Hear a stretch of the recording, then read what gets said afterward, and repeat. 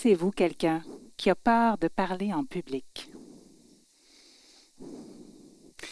C'est peut-être vous d'ailleurs. Qui aimerait être à ma place en ce moment?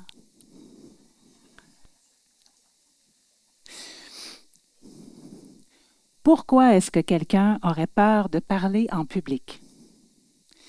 C'est parce qu'on donne tous un sens différent à ce genre de situation. Les expériences qu'on a vécues par le passé, surtout les expériences importantes ou marquantes, peuvent avoir laissé une empreinte dans notre mémoire émotionnelle. Ces empreintes-là sont uniques. C'est un peu comme des empreintes digitales. Par exemple, les empreintes de quelqu'un pourraient l'avoir amené à plutôt craindre d'oublier son texte, tandis que les empreintes de quelqu'un d'autre pourraient le prédisposer à avoir peur de se ridiculiser en public. Notre perception de la réalité est construite à partir de ce qui est imprimé dans notre mémoire. C'est la base du fonctionnement du cerveau. Ça se fait de manière automatique et c'est commun à toutes les espèces. D'ailleurs, c'est pour ça que j'aime à dire que j'ai deux types de patients, ceux à deux pattes et ceux à quatre pattes. Nous avons tous des réactions qui posent un certain problème dans notre fonctionnement et qui sont plus fortes que nous, comme la peur de parler en public. Et qu'est-ce qu'on est tenté de faire pour s'aider?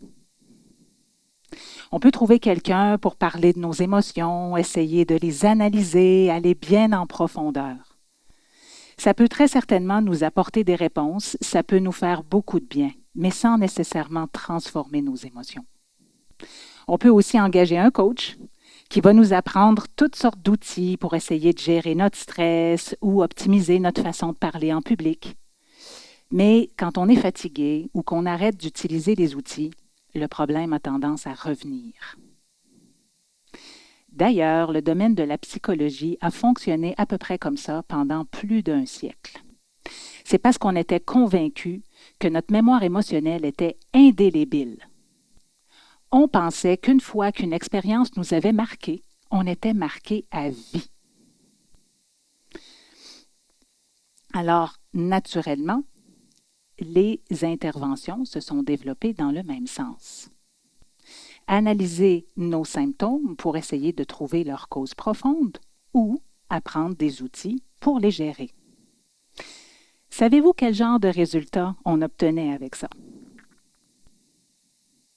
Avant 2010, le domaine de la psychothérapie avait une définition étonnamment modeste du succès thérapeutique.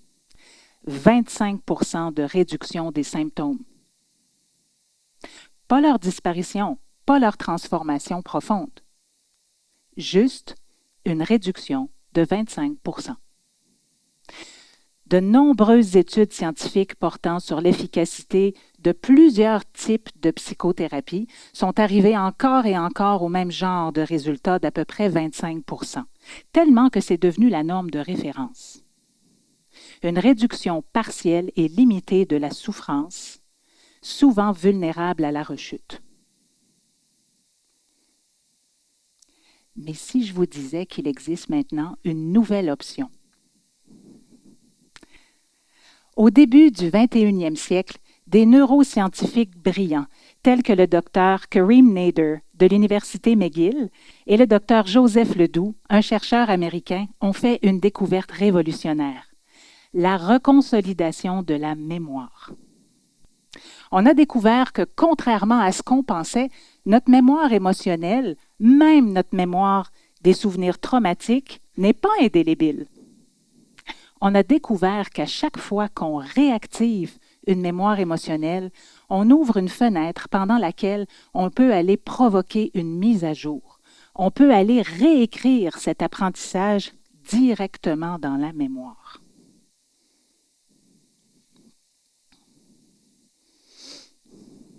Ça veut dire que nos apprentissages émotionnels derrière nos réactions problématiques, comme la peur de parler en public, peuvent se désapprendre si on applique la bonne méthode.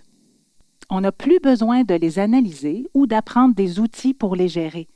parce qu'on est allé transformer la mémoire directement au bon endroit en provoquant une mise à jour. Et parce que notre perception des choses découle directement de notre mémoire, quand on reprogramme la mémoire, on change notre perception des choses, y compris des situations telles que celle-ci. Pour vous aider à figurer comment ça fonctionne, imaginez votre mémoire et celle des animaux comme une immense bibliothèque. Chaque expérience importante ou marquante a été écrire un livre dans la bibliothèque. Chaque livre contient des prédictions qui, à l'époque, avaient beaucoup de sens. Par exemple,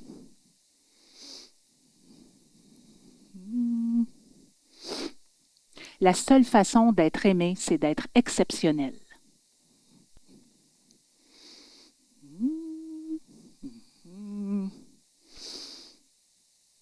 Si j'ose exprimer ma colère, je vais être sévèrement puni.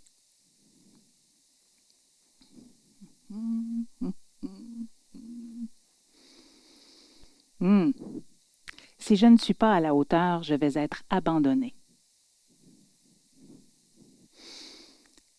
Depuis qu'on a vécu ces expériences importantes ou marquantes, nos circonstances peuvent avoir beaucoup changé.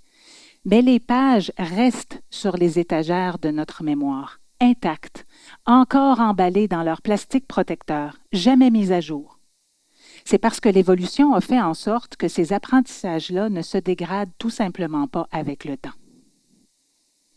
C'est un peu comme le jour où j'ai voyagé en Bretagne avec un GPS que mes beaux-parents n'ont jamais mis à jour en 10 ans. Je peux vous dire que j'ai eu beaucoup de plaisir à visiter la Bretagne rurale très, très profonde avant d'arriver à destination. La reconsolidation de la mémoire permet d'ouvrir le livre, d'enlever le plastique protecteur et de réécrire les passages devenus désuets avec le temps. Comment? En 3 étapes simples. Premièrement, on doit aller réactiver l'apprentissage dans la mémoire, doucement, avec prudence. Ensuite, on crée une expérience qui contredit ce que la mémoire prédit. L'effet de surprise créé par cette expérience s'en va déstabiliser l'apprentissage. C'est le moment où le cerveau détecte une erreur dans sa prédiction. C'est ça qui enlève le plastique sur la page. Ensuite, on répète cette expérience-là quelques fois pour permettre à la mémoire d'aller réécrire l'ancien apprentissage avec un nouveau. Résultat, si on doit parler en public, notre perception des choses a changé et notre réaction suit automatiquement. Je vous donne un exemple fictif. Mélanie consulte parce qu'elle a une anxiété envahissante à chaque fois qu'elle doit faire une présentation au travail. Pourtant, Mélanie sait qu'elle est très compétente. Au fil des années, elle a accumulé beaucoup d'outils pour gérer son stress et pour optimiser ses présentations. Mais c'est plus fort qu'elle. Juste de penser faire une présentation, son cœur s'emballe, elle a chaud, elle se met à trembler, ses pensées tourbillonnent dans sa tête. En explorant bien la réaction de Mélanie, on peut aller découvrir ce que sa mémoire émotionnelle a appris. Une expérience marquante à l'adolescence pendant une présentation orale où, en faisant une erreur, Mélanie s'est attiré le ridicule de toute la classe pendant des semaines. L'anxiété de Mélanie est parfaitement cohérente avec ce que sa mémoire émotionnelle a appris. Parler en public l'expose à un ridicule cuisant et humiliant. L'objectif devient alors d'aider la mémoire émotionnelle de Mélanie à faire une mise à jour. Par exemple, en lui faisant vivre une expérience dans laquelle elle peut réaliser qu'elle n'est plus une adolescente vulnérable devant un groupe d'ados. En lui faisant vraiment vivre une expérience saisissante, pas juste en passant par son rationnel. On peut permettre à sa mémoire émotionnelle d'aller réécrire son ancien apprentissage émotionnel avec un nouveau, plus adapté à ses circonstances d'adulte. C'est une avancée majeure pour le domaine de la psychologie. Parce que ça veut dire que tous nos apprentissages qui posent problème peuvent éventuellement être désappris si on applique la bonne méthode.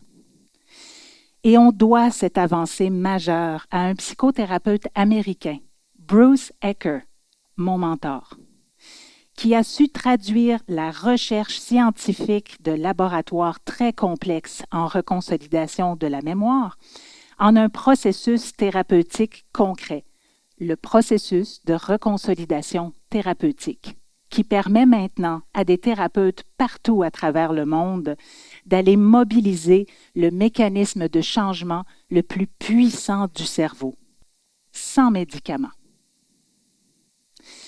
C'est aussi une avancée majeure dans le domaine de l'intervention animale, parce qu'on peut aussi aller provoquer des mises à jour dans leur mémoire émotionnelle. D'ailleurs, j'ai traduit le processus de reconsolidation thérapeutique pour l'adapter à l'intervention équine. Ici, vous me voyez en train d'aider une jument à transformer sa perception du matériel. En lui présentant chaque pièce de matériel une par une, je peux évaluer si ils s'en vont réveiller, activer un apprentissage émotionnel problématique dans sa mémoire, juste en observant sa réaction. Si c'est le cas, je peux cesser immédiatement ce que je fais et avec la bonne intervention, aller transformer l'apprentissage dans sa mémoire. Par exemple, à la séance précédente, à la présentation de la selle, elle avait manifesté de l'anxiété. Mais maintenant que sa mémoire est transformée, elle ne perçoit plus la selle de la même façon et comme on le voit, elle reste parfaitement calme. Pour le cerveau, ce n'est pas l'approche ou la méthode qui est important. Ce qui est important, c'est qu'on lui fasse vivre une expérience qui s'en va réactiver, déverrouiller et réécrire l'apprentissage problématique. Et ça veut dire qu'on a un choix à faire. Rester prisonnier de notre mémoire émotionnelle ou ouvrir nos livres et réécrire de nouveaux chapitres. Alors, repensons demain. Observez une réaction problématique chez vous ou chez votre animal et prenez l'initiative la plus puissante. Trouvez un professionnel formé à la reconsolidation de la mémoire qui pourra vous guider en toute sécurité pour aller réécrire vos apprentissages désuets. C'est le premier pas pour changer votre perception et vivre autrement. Notre mémoire émotionnelle n'est pas une prison. Elle est un livre qu'on peut ouvrir et réécrire. Merci beaucoup.